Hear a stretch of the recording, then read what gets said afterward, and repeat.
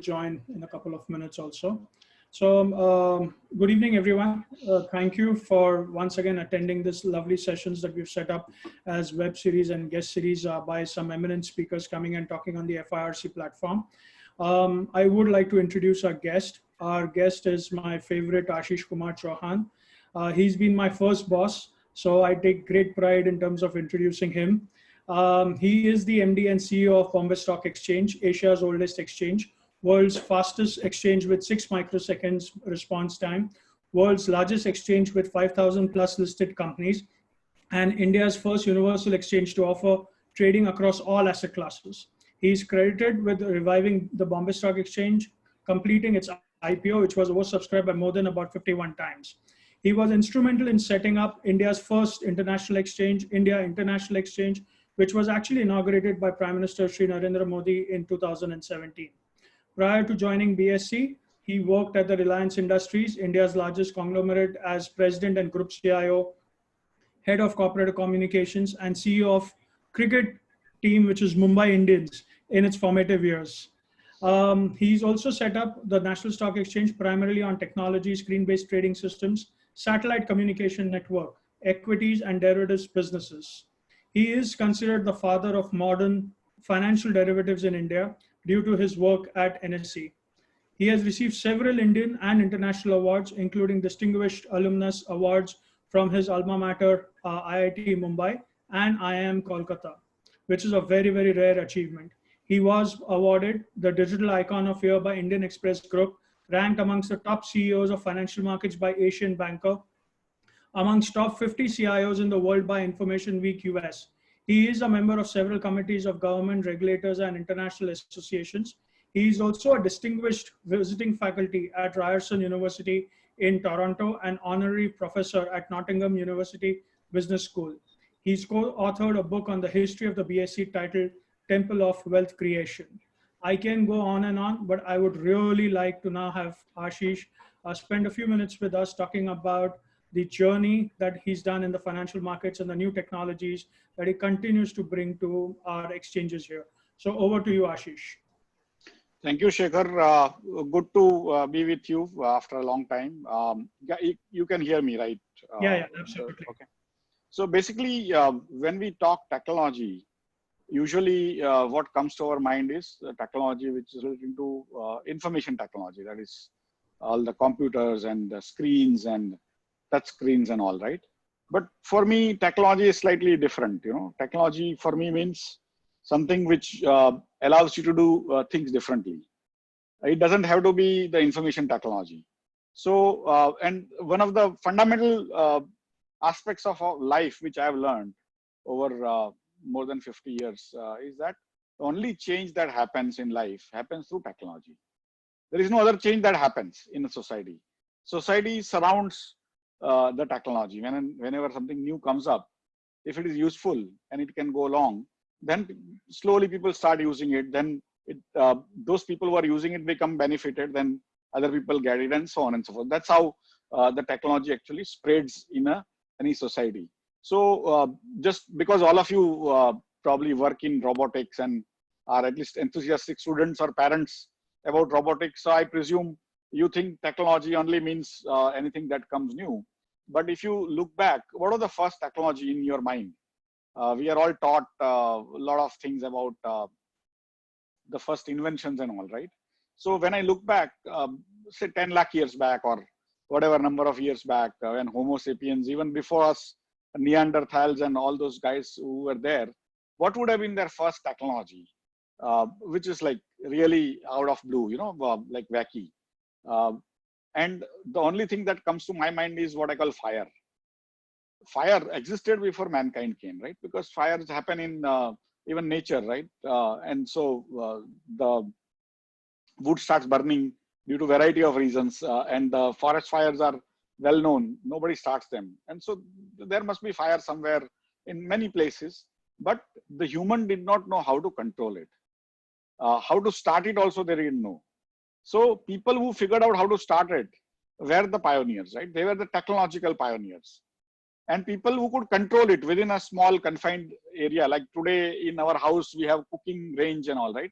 That's a basically evolution of that technology. But what did it benefit? People invented that technology, discovered the technology, whatever you call it. But how did it benefit people? It's basically people who started using it, started having better food, because otherwise the food goes stale. Whereas here you had something heated up, so that would literally kill all the germs, and so you become safer. But it also became an offensive instrument. I mean, it could have become a situation where you could throw the fire at somebody. So it was like a multi-purpose invention, you know, the fire. It could keep you warm during cold. It could help you sort of frighten the animals, wild animals who go away. You know, if you have heard of the stories of great hunters who would always have some sort of a bonfire. Why? Because it's literally that technology became very, very impressive. And the societies which harness the technology, start, stop, control, all those things, those societies started living longer, living better. And the societies which did not have that control, they started being subjugated, because these people will go and attack them with fire and many other things. And that's how this society actually could start doing larger, better things and became more proliferate. Basically, they proliferated. And that's how this technology, and it would have taken like lakhs of years for all the mankind to get used to it. And currently, as the evidence suggests, only mankind got used to it, not the cows and not the monkeys and all. And then, of course, they developed all the tools and spears and even metallurgy. You know, metallurgy. I mean, in Mahabharata time, or if you hear even Romans, Indian metallurgy was perhaps the first metallurgy. You know, why? Because you are budding scientists, as I call. You know, you have to understand our heritage. How India was so good in science 5,000 years back, 4,000 years back, but today we may be behind. Why did it happen? That also I will try to cover this. But basically, this metallurgy was an interesting part in India.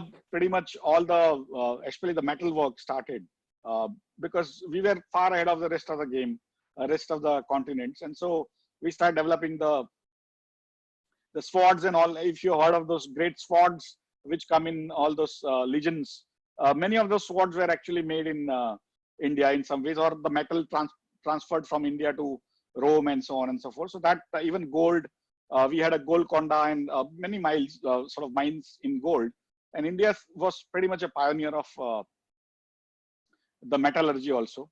But more interesting in current times, one of the technologies we pioneered, we don't get much credit for, we never got that, is basically what I call the invention of decimal system. Romans used to count, right? But if you read, I mean, have you actually ever counted in Roman? I mean, have you learned how to write Roman numerals? It's like 1, then 2. Is it easy to multiply? No. Easy to divide? No, right? There is nothing much you can do with that except just cutting it, you know. While it's Indians around 2000 years, at least 2000 years, but probably even 4,000-5,000 years back, developed a decimal system. 1 to 9 is easy to count because they are existing. You can count 1%, 2%, 3%, 9, 99, and so on. But can you count 0? That leap of faith, that leap of ideas, leap of sort of technology. It is not a technology in the sense of physical technology, right? It's not a tractor. It is not a building, but it's a conceptual technology that came in. You can't see it, right? Decimal system, you can't see it unless you, of course, write yourself. But it exists, right? And actually it doesn't, because 0 doesn't exist in a way. What is not there is called 0, right? Shunya. And so India has many bhashyas, many slokas on 0, even 1,500 years back and so on and so forth. And it's not that Aryabhatta probably invented 0. Before him also there were people who, and Aryabhatta only kind of inherited that and he wrote about it and so on and so forth. Why I'm telling you this is, we are basically the people with great heritage of science, technology. It's just that last 1,000 years, we stopped using our own technology. In fact, last 2,000-3,000 years, we stopped using our technology. Only few people used to know the knowledge, were allowed to even have the knowledge. Most of the people who were sort of working were not even allowed to hear the knowledge. Otherwise, their ears will be cut off. That was the kind of oppressive society we had. And that's how we also remain behind. If imagine the entire society could study, could learn, could exchange ideas about newer technologies. If you're a blacksmith, which was a normal profession in India, even during Mahabharat time, and you could exchange your ideas with somebody doing mathematics, you could have actually invented many more things, which we didn't. And because they were not mixing up, they were not exchanging ideas. So one of the reasons why I tell these stories to youngsters is that our society needs to be more cohesive, more talking to each other. And those days when we were open, we invented so much, we were far ahead of the rest of the game. But imagine today, you have heard of intellectual property rights? People who invent something, they get a right to earn out of this, that invention or discovery for a very long period. Imagine if we had right over decimal system, then none of us would have to work. Then the white guys and the yellow guys will work for us, and they will give us royalty. When you use somebody's IPR, you pay royalties, right? And so they would be paying. But what happened is around 1000 AD, basically people from the west started attacking us, and they took away a lot of things, a lot of knowledge. And one of them was the understanding of numerals. And these numerals, of course, those guys were attacking other places also in Europe and all. So they learnt our stuff. They wrote about it. We also wrote, but our writing was only prevalent for those Brahmins who used to talk to each other and not the entire society. But those guys, the Mlech, the people who came from outside, learnt our technologies, various technologies, even medicine. The first operations used to be done by Indians, Charak and Sushrut, and if you have not heard of it, you should read about them. They were among the greatest doctors 2, 3, 5,000 years back, right?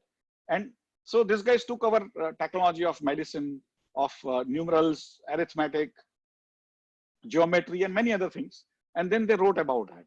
And then it went to Europe, because they were also winning the Europe. And so the Europeans thought that the numeral system, the decimal system, is Arabic. So they called it Arabic numeral system. And Arabs used to call it a Hindu numeral system, right? So later on, almost last 100 years, it is known as Hindu-Arabic numeral system. But Arabs were only messengers. We were the message. But we have been defeated for last 1,000 years. Why? It's because we did not invent new technologies. We did not talk about it to our people. Only few sliver of people were actually trying to keep all the knowledge with them. And that's where we got defeated all the time. Whenever somebody attacked, pretty much every time we got defeated. And we were more involved in or interested in just keeping our hierarchy, not inventing new technologies, keeping everyone's life sort of up. Instead, we were just trying to keep everyone in a hierarchy, and order was more important than inventions, right? But the people who, Europeans, who actually got it from Arabs, who were not even the original sort of inventors, they learned about that, and they were also defeated people like us. Europe was not a conquering sort of force. They were a defeated force. Constantinople, if you have heard of in your history, was won over and stuff like that by the Arabs and things like that. So they were a defeated force, but they learned science. They removed the religion from their life. They put it in a different corner. Earlier, religion was the large part of life. They put it in the corner, and they separated the church from the state and allowed newer and newer technologies to come, newer and newer people to learn newer level of science, maths, and all. And that's how one of them, I mean, again, they developed newer technologies. One of them was a technology of accounting. You heard of accounts? How to keep track of how much money you are spending, right? You get a pocket money, you get allowance. You have to keep track, right? Otherwise, next morning or whatever, next month, your mother will ask, where did you get this money? How did you spend, right? And so you have to keep track of your accounts. Normally, you just write that down, right? If you make a mistake, you will not figure out. But Europeans developed a framework which had counter entry. So if you have one entry here, you would have one entry another place. Have you heard of maker-checker concept? Somebody makes it, other guy checks it, so that you don't make mistakes, right? So they created that double entry bookkeeping system, and again that got developed. But an Italian priest around 12th century or 11th century wrote a book on the accounting system. His name, I will remember at some point. I think his name was Luca Pacioli. So he was actually a priest. And many times you may feel that why does a priest need to do accounting, right? If a businessman does accounting, it's fine. A munim does accounting, it's fine. But how does a priest, why does he need to do accounting? But earlier, most of the wealth used to be with the temples and churches. Because entire life was allowed religion. If you are born, you have to pay some money. Even now we do. If you are died, still you pay some money. And between all the time, you keep on paying money, right? So religion is a very beautiful thing. It collects all the money. And people also who work for them are also basically free people, right? They don't charge the temple or church to do things normally. And that's how they had a lot of money, and those money then they used to give on rent, which is called interest. And that's why they had to keep those accounts. And that's how basically this thing happened. Have you heard of algorithm, concept of algorithm? What is the spelling of algorithm? ALGORITHM and stuff like that. But where does it come from? You know, it comes from a guy who wrote a book, an Arab who learned from India. His name was Al-Khwarizmi. Okay, so it became Al-Khwarizmi in Europe. By the time it reached, it became algorithm. Okay, have you heard of algebra? Right, you heard of algebra, right? There was a book written called Al-Jibr, Al something something something, Al-Muqabla, and at the end it becomes Muqabla means barabar, equal. It came from India, but Al-Jibr was the first two words of the book. That's why algebra, right? So if you figure all this out, it will become very interesting for you to know that most of what you are learning actually went from here, and that you are more than capable as a society to produce geniuses, right? And if you don't know your history, if you don't have that pride in your history, you will never be able to feel that confidence in your life, right? And so this guy Luca Pacioli wrote this book on accounting. He was a priest, and then slowly the Europe started doing double entry bookkeeping. Double entry bookkeeping system is slightly different from single entry bookkeeping system, which we do in our own handwriting, right? India used to have a single entry bookkeeping system, which is what I told you, if we keep on writing things, which is not bad. Most of the time it works. Sometimes you make mistakes, you won't be able to find out. And those bookkeeping systems, then they developed another technology. When they started coming to India, because India used to be the center of universe pretty much. Many people give you all sorts of bunkum, they write books nowadays to create. But when Christopher Columbus went, what did he go in search for? He went in search of India, right? And he landed in a place which now is known as West Indies. You know West Indies in cricket, they come and those guys play. He landed in West Indies, first place, and whoever was staying there, he thought he has reached India because he had that theory that world is round. And so if he goes west, he will finally reach east. So he thought he reached east. And whoever he saw, he thought these were Indians. And that's why they are called Indians, you know, Red Indians. So India was such a great place that everyone wanted to come to India because India was very good in technology of making clothes. Our cloth was the best. Our metallurgy was the best. Our pearls was the best. Everything which world wanted, our spices were the best. We used to send, and in process, we used to get gold from there. Some other day when I talk about money, probably we can talk how the gold became money. But for the time being, India has been pretty much what I call a net importer of gold by selling goods for last more than 5,000 years. Even Romans have written that Roman ladies have become so used to India's Indian goodies like malmal cloth and all and spices that the Rome is becoming bankrupt of gold. This was written around 4,000 years back, right? And so on and so forth. And so India was like a huge attraction for people to trade. And why did the Europeans want to come on the sea route? Why they were not allowed to come to the India on a land route? Earlier, land route was very popular. You heard of Silk Route, which was China and India put together going through Afghanistan upstairs. What happened is Constantinople got taken by Arabs, and they started basically looting all the cargoes which were going from here or coming from Europe. And they started putting taxes. So that's why the Europeans thought that now that we have larger ships, probably if we go by ships, we'll be able to reach India somehow. It's all connected, right? And that was a theory. And one of them was Columbus, who ended up reaching America. But there was another guy from Portugal called Vasco da Gama, who came to the Cape of Good Hope, which is on the Horn of Africa, right? And there, lo and behold, he met a Guju. And Guju took him to near Cochin. Okay, that's how the first Vasco da Gama arrived at near Cochin. And then what was their method of business? There was no method. They were actually producing nothing, which was useful to us, except gold, of course. But what they were producing was basically attacking things. The large ships, they were attacking cannons and other stuff, which we did not have. So they would go and basically annihilate villages and say that now you give us so much, otherwise we'll kill so many people. And that's how those pirates, those bogus attackers with no production, started attacking us. So if we have to remain as a society together, we have to also learn how to defend and also how to attack and how to create newer technologies for that. People with technology will be able to subjugate others. And in internal areas, if you are non-violent, it is okay. But if somebody is insistent on sort of using violent means to subjugate you, you have no choice. You have to create your own means to give back, right? Otherwise, they will subjugate you. That's what happened to us, right? So somewhere on the line, this Britishers then came after Vasco da Gama. Vasco da Gama, you know, when did he come?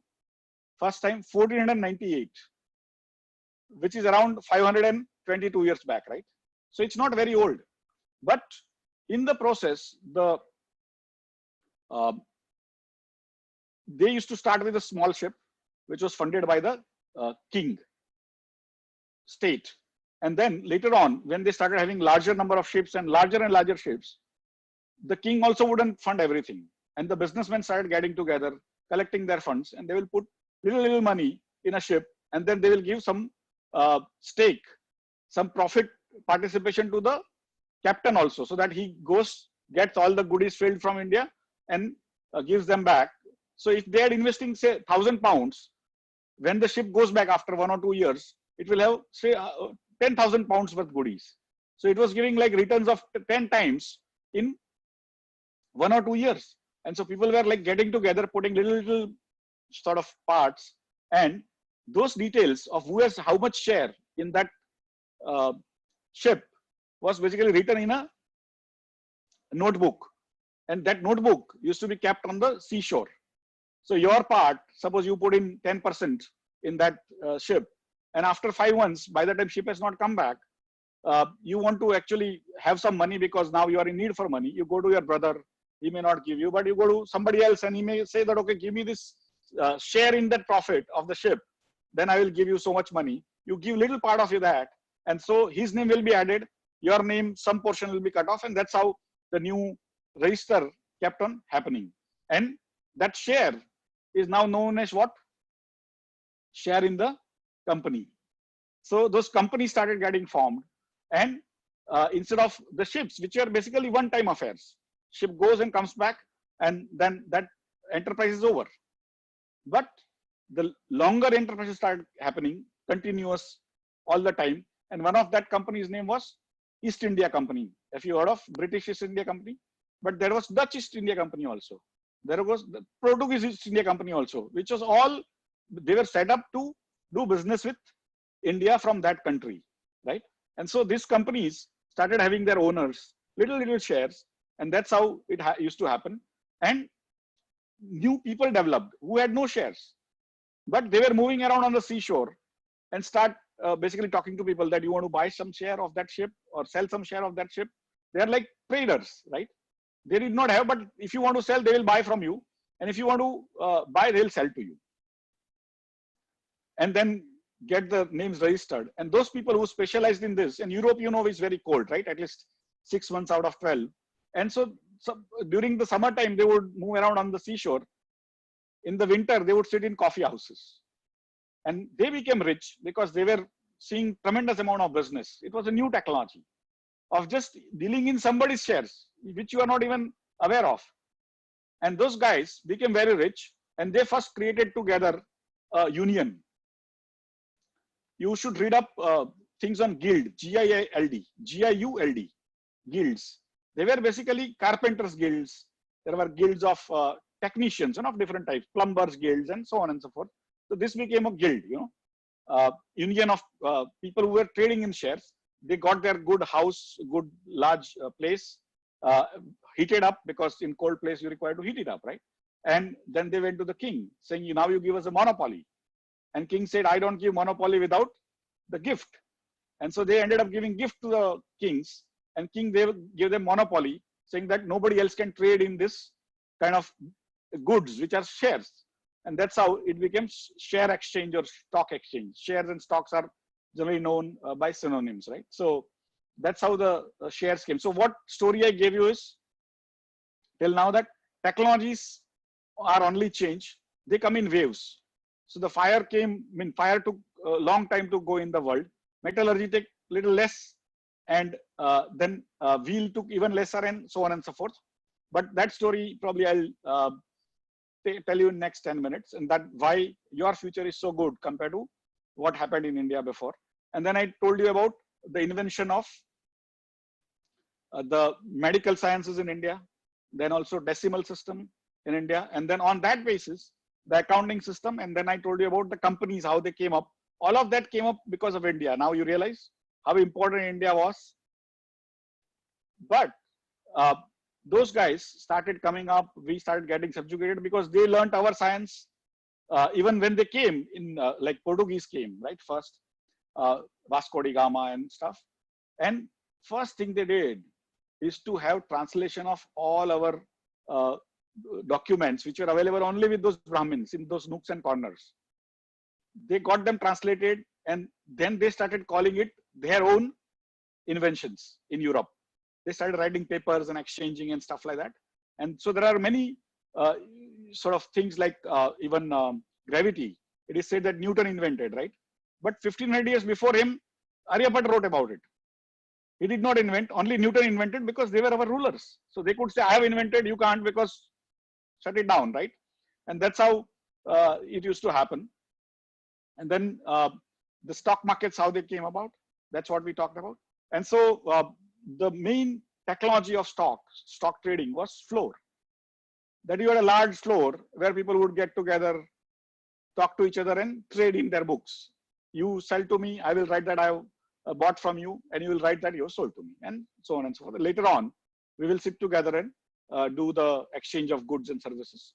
So that's how the stock markets came. And the primary mode of trading everywhere on stock market specifically was on a large floor. If you come to Bombay Stock Exchange sometime, you can see in what is now our hall, International Convention Hall, used to be our trading floor. But the first stock exchange got set up in 1607 in Amsterdam. London was nowhere in the picture. It was the mainland Europe, the Portugal, the Spain. Spanish guy went to Americas, right?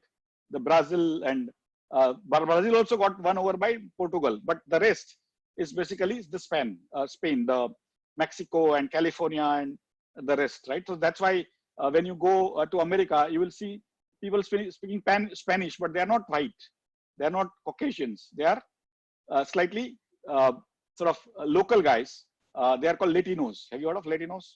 So those are the guys who speak Spanish because their rulers were Spanish for 400-500 years. Their own language or languages, multiple, are different. And that's how basically the stock exchanges happened first in Amsterdam. Today it is closed. In 1607 it happened. And then slowly other places like Frankfurt, London, everywhere stock exchanges opened up.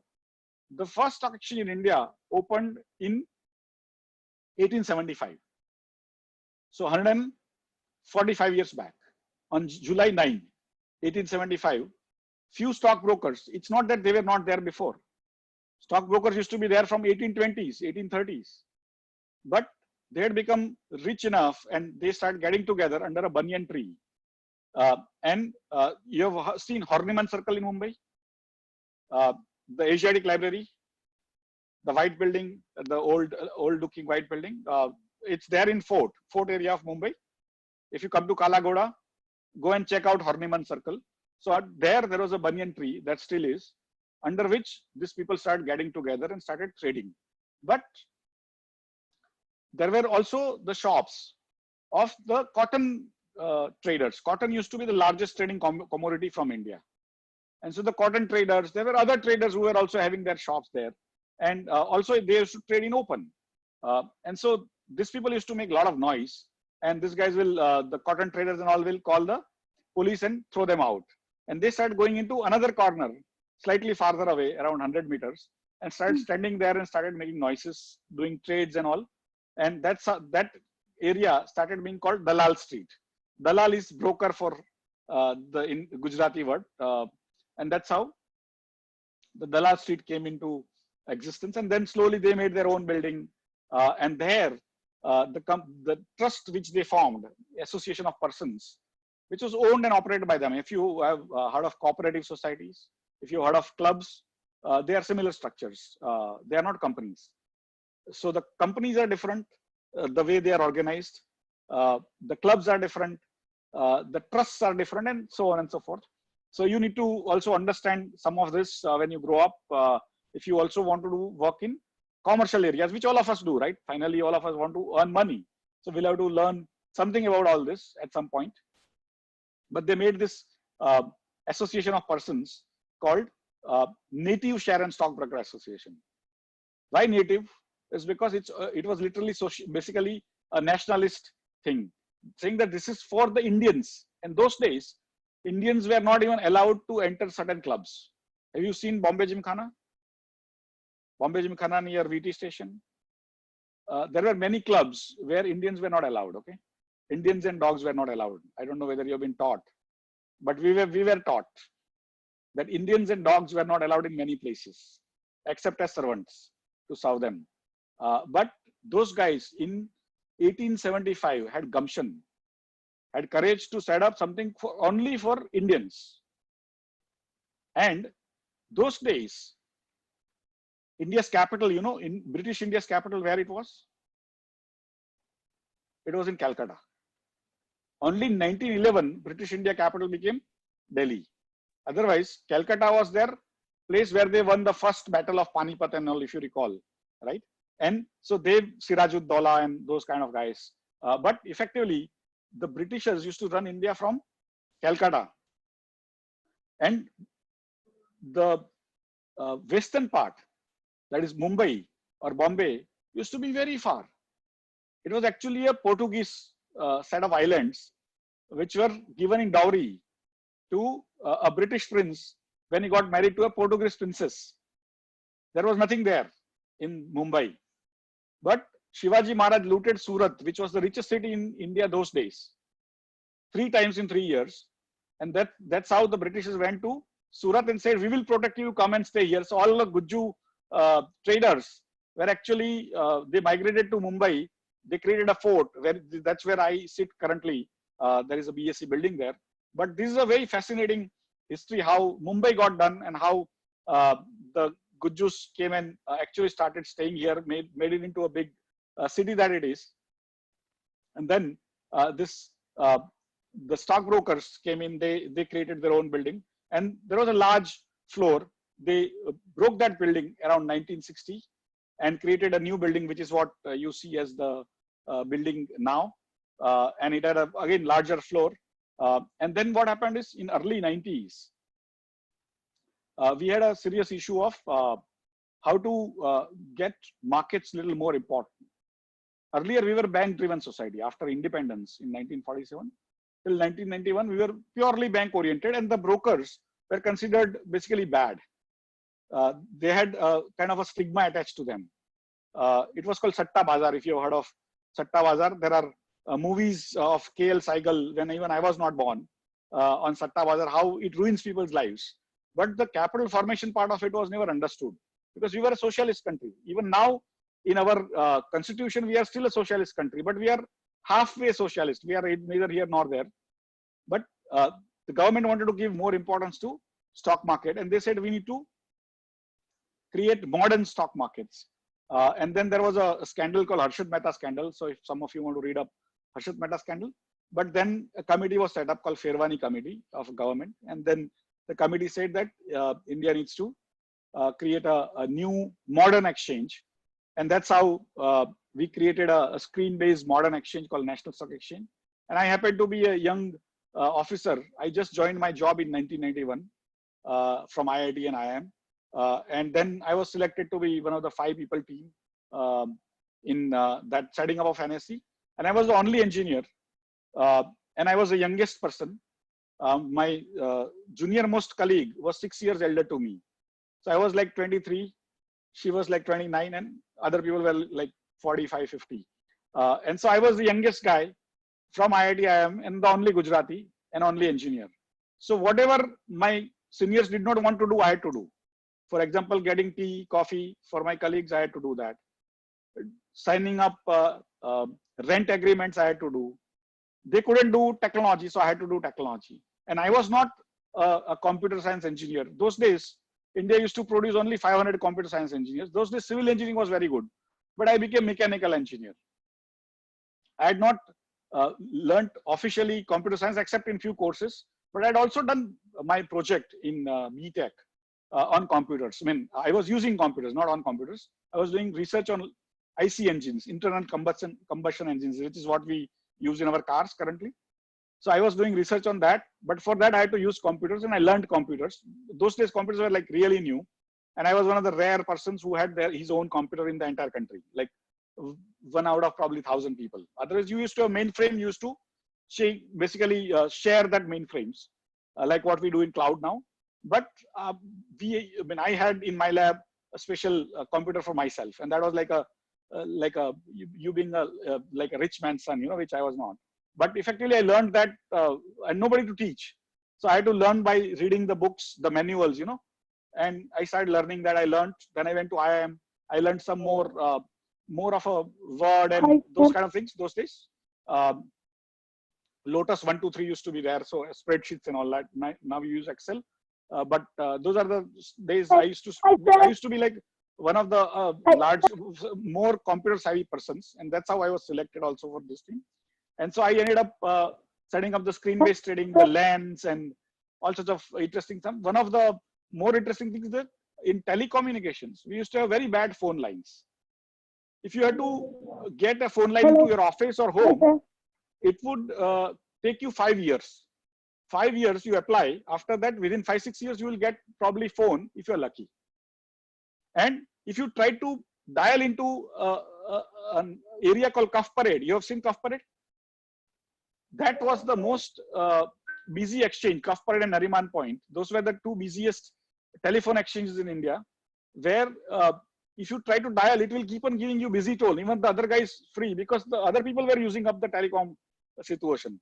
And so we had to figure out a way to connect the entire country in one way, and 164 kilobits per second line. You might not be able to imagine what is kilobits per second. Now you are all into megabits, gigabits, terabits and stuff like that.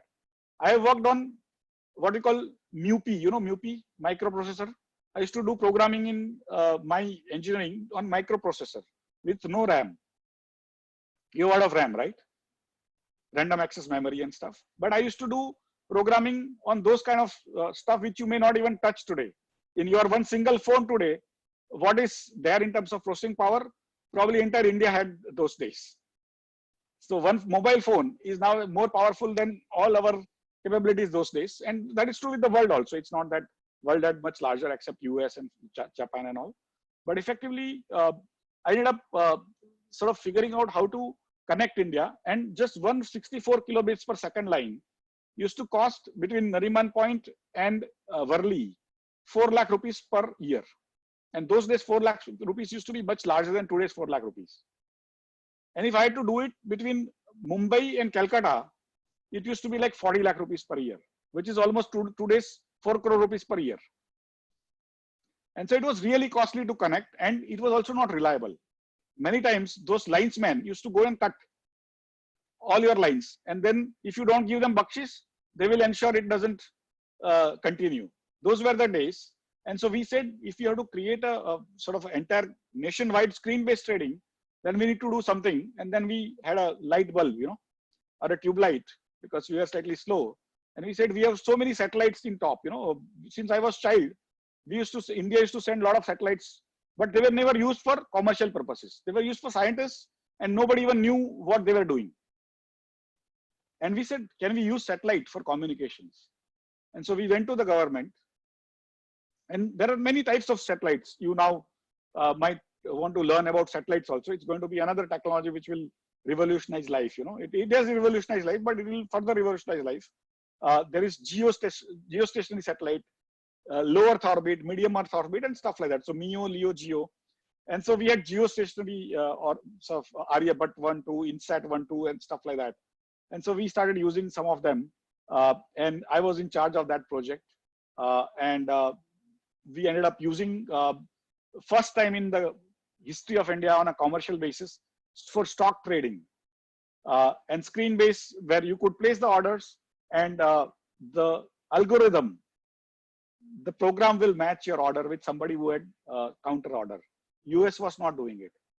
Europe was not doing it. And those days we were in awe of white guys. We used to think they are so smart that they speak English from childhood. And we were all basically vernacular medium people. I studied in Gujarati medium. My colleagues were all different types, Tamil and Telugu and all. But all the white guys used to be looking very smart, because they used to, of course, wear ties and all. But they also used to speak English very impeccably. And we were like stupid people who couldn't speak English, but we knew technology well. And we didn't know that. And so when we implemented, nobody in the world had done it. And so on November 3, 1994, it was a Diwali day. I used to sleep in my office, and there are many, many interesting stories.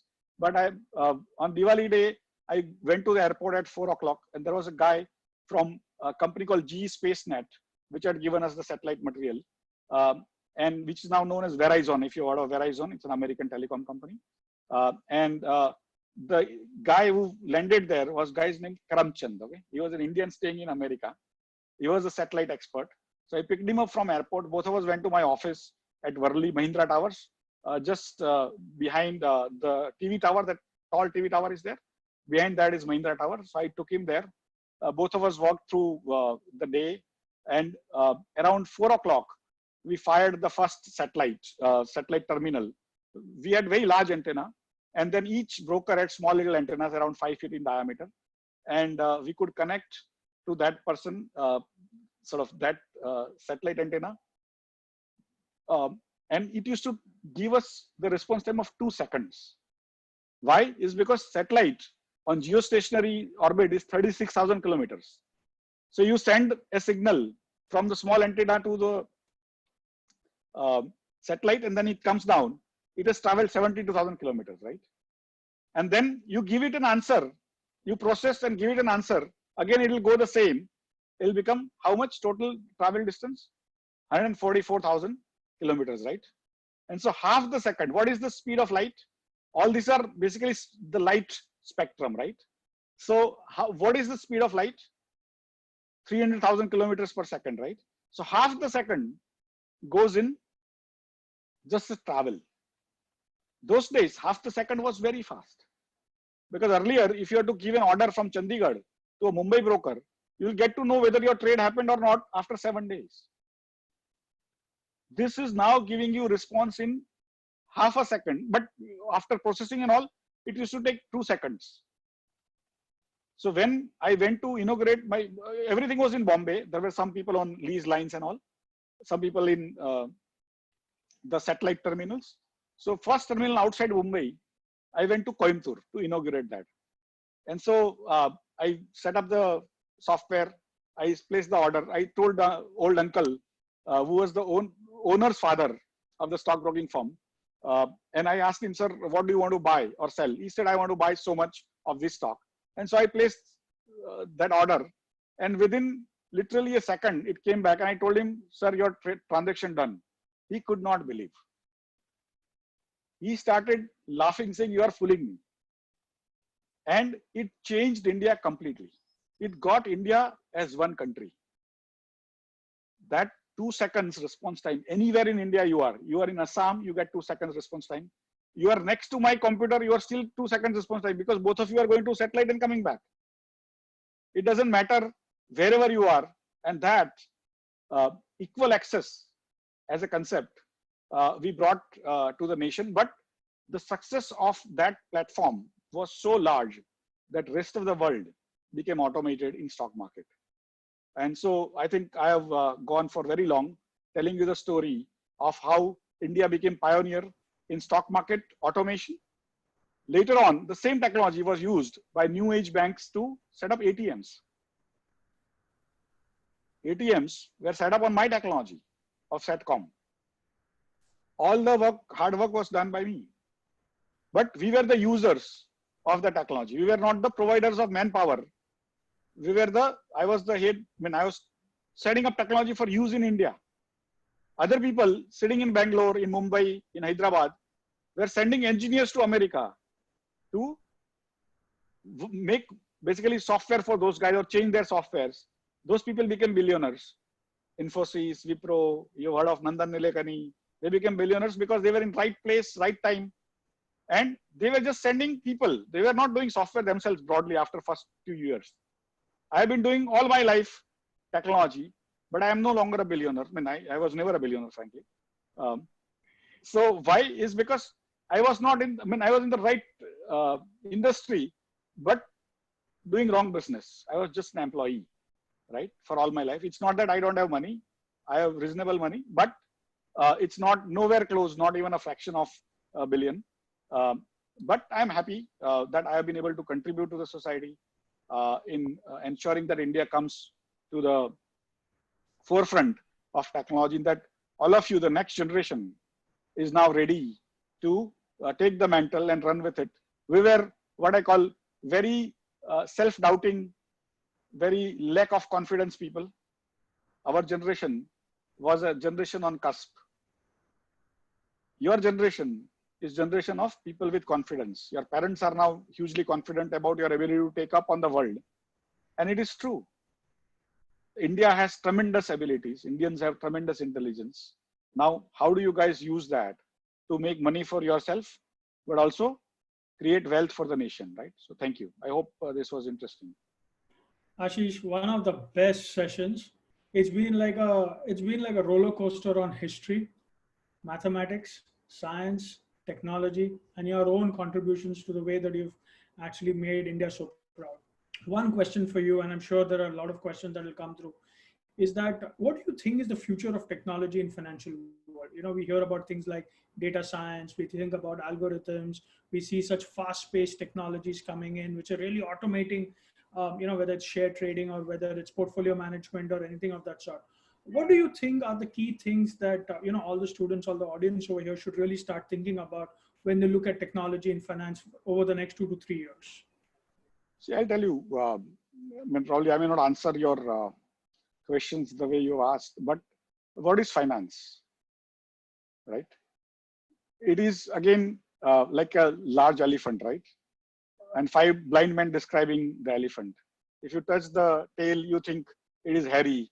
If you touch the trunk, you think it gives a lot of noise and things like that. Right? So you have heard of the story of 5 blind men and an elephant, right? And so finance is very amorphous. On one side, it is banking, also finance. Other side, stock market is finance. Trading is finance. Settlements is finance. Everything, in a way, every one of us requires money, right? Money is finance. So all of us are connected to money. Without money, modern life is not possible. And so finance is part and parcel of our lives. And so if you want to just work on payment processing, just when you sell something to me and I have to give you money and you have to receive it, there should not be any mistake, right? I send 5 rupees and you get only 3 rupees. That's a problem. Or 5 rupees somebody else hijacks. There's a problem. My 5 rupees somebody takes away is a problem. Once it comes to you, it gets taken away. That is a problem. If it comes to you and stands there, after 2 days somebody takes away, it's a problem. Or it gets basically erased, then there is a problem. Or if you are doing illegal business and government comes to know, then there is a problem, and so on and so forth, right? So Each part of this is finance basically. Similarly, in stock market, we trade and trade a lot. Sometimes actually the person trading doesn't even know why he's trading, but they still trade, right? And so all this is done now through algorithms. Today, more than 90% of all orders coming through Indian stock markets are created by algorithms, not by humans. Algorithms have been written, and those algorithms are actually placing orders. There is no human actually taking, even watching it. More than 90% of all orders are coming from there. More than 60% of all trades are actually by algorithms. So it's becoming like a robo army versus robo army, right? There is no human involved. Why? Is also because in our business, if you get information faster vis-a-vis other, it becomes important to you, because people who come first get the bird, right? The early bird gets the worm. So if you're first in getting information, you are at advantage. If you're first at just being in the queue, you're at advantage. So this first part is done through these algorithms. And I gave you that example of 2 seconds. Now suppose my office is in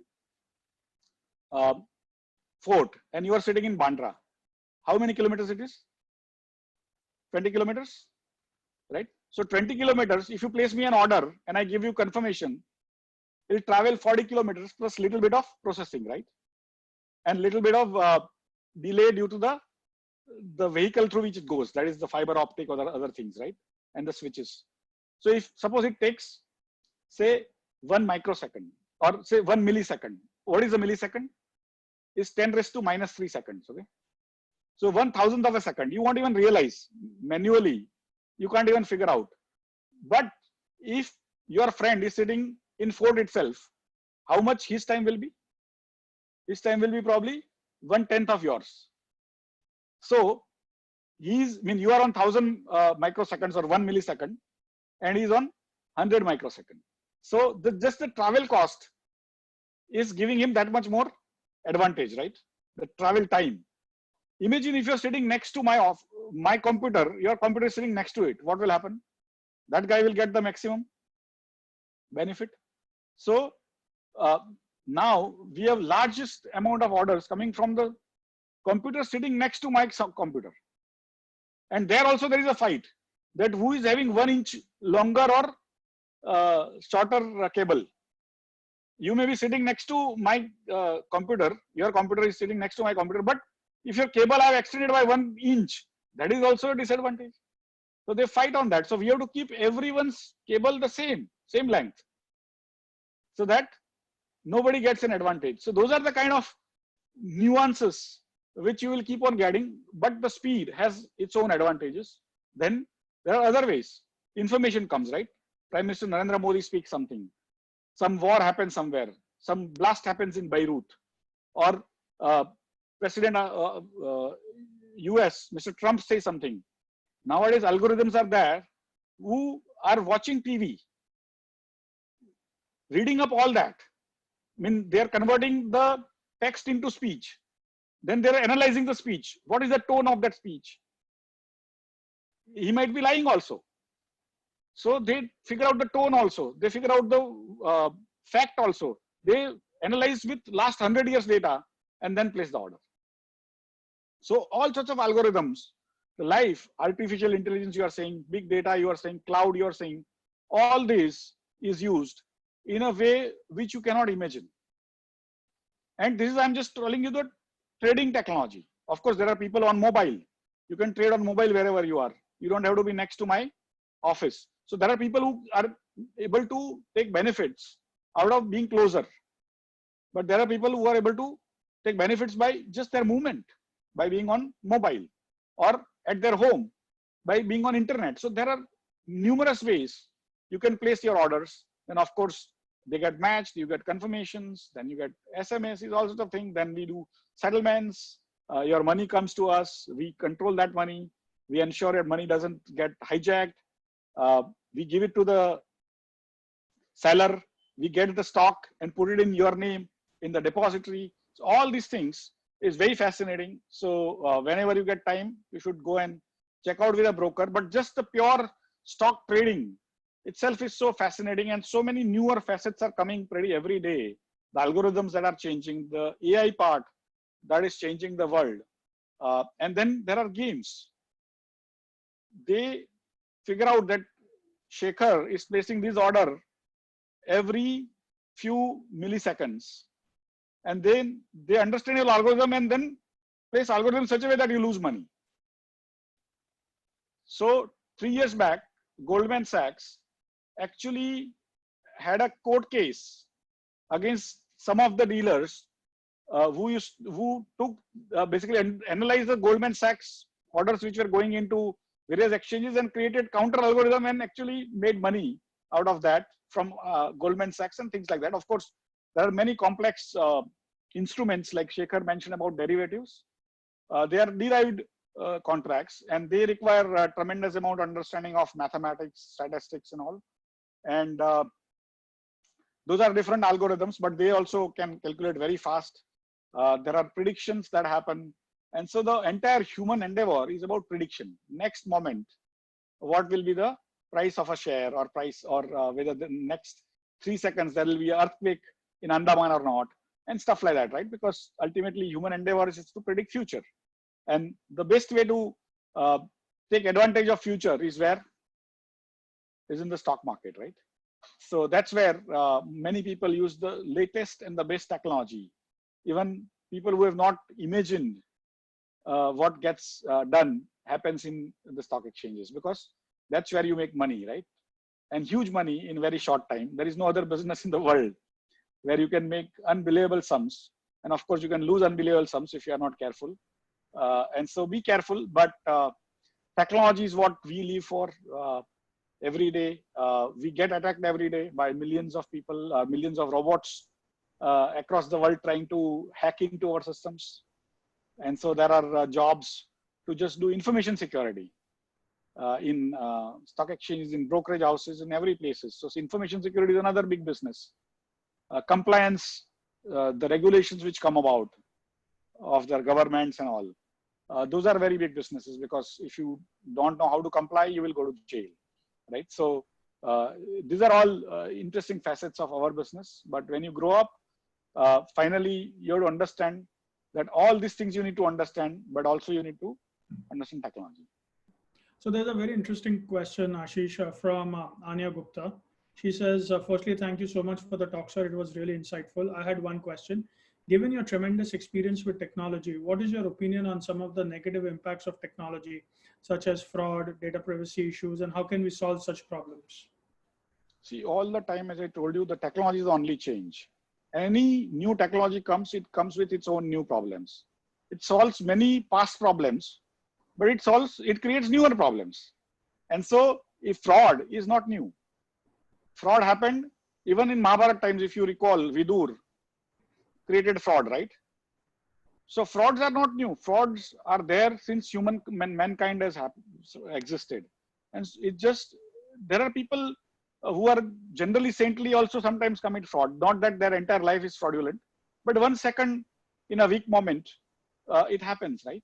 And so frauds are of many types. Many people do it. And when it's so earlier, when it was physical, you could basically defraud only when you were together in front of each other. Now you can defraud people when you are sitting in Russia, and you can take over some of the terminals or some ATM accounts of person sitting in India and siphon off the money, right? And if you have seen those television or Netflix serials and all, or Prime serials and all, about how those people call up and hijack your Paytm accounts and all. So these are all because it's so, it also allows you to scale up. It's one is, it becomes impersonal. Second, it allows you to scale up. So all the human knowledge, wisdom, understanding which we have gathered over lakhs of years of who to trust, who not to trust, suddenly has gone for a toss. People who we used to trust were known to us, known to our parents, known to our friends, relatives. Today, you are talking to a website. It might be fraudulent. In fact, a website which is correct also may be fraudulent at that moment. Like last week or last to last week, some of the best names like Bill Gates and Obama and all, their Twitter accounts got hacked, right? You recall that? And then they were told, they told people that if you send me so much Bitcoin and then I will send you so much and things like that. It was hijacked by a 18-year-old from Florida with some people similar age in UK and all. So because one is people do it for prank purposes. Some people do it for benefiting themselves monetarily or otherwise. Or it can also create huge absurd, I mean, in a totally absurd situation. Like Iran, you know, Iran is a pariah state in a way because they are trying to make nuclear bombs. And America had created a virus, computer virus called Stuxnet, which actually went in without even connection into those computers and started sort of infecting those computers, and it went down. The computers went down. And so you can do things which you wanted to do physically, and you had some methodology as a society. You had laws for that. Today, things are happening which are completely unknown. Later on, society will figure out how to handle it and so on and so forth. But if the technology which is coming in is giving more benefits than the problems it creates, then that technology will survive, and slowly the problems will keep on getting stitched, right? By law, by other means, and so on and so forth. So never get worried about the technology. When I was young, I was part of a religious sect. We were not allowed to even drink tea because it used to be it used to be thought that drinking tea is like you get a little high, right? In a first time you drink, you get, and if you don't drink continuously, you get a little headache. So that was supposed to be intoxicant, and we were not allowed to even watch movies. And now when I go to the temple, I am given tea, right?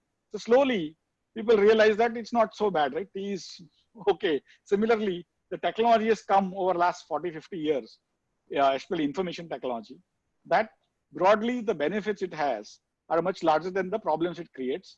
And slowly the society will keep on switching it to ensure that those problems keep on getting reduced and the newer problems come up, right? And that's how it will continue going forward. Fine, sir. Thank you. Thanks a lot for this wonderful session, Ashish. I think we're more than up for time now. We were so engrossed in your conversation, but really appreciate all the time that you've spent with us. I think we've taken a lot more today in terms of really understanding how history actually has kind of impacted us and how we need to continue to feel confident about the work that's been done by our ancestors and continue to contribute to that. So thank you, Ashish. Thank you for your time. Thank you. I really, really appreciate this. Thank you all for all your time that you spent. I hope these sessions really are helping you to kind of put your thoughts together and continue to kind of build your careers as you go forward. Thank you all. Thank you for attending this. Thank you. Bye-bye. Thank you, Ashish. Bye. Bye. Bye. Bye.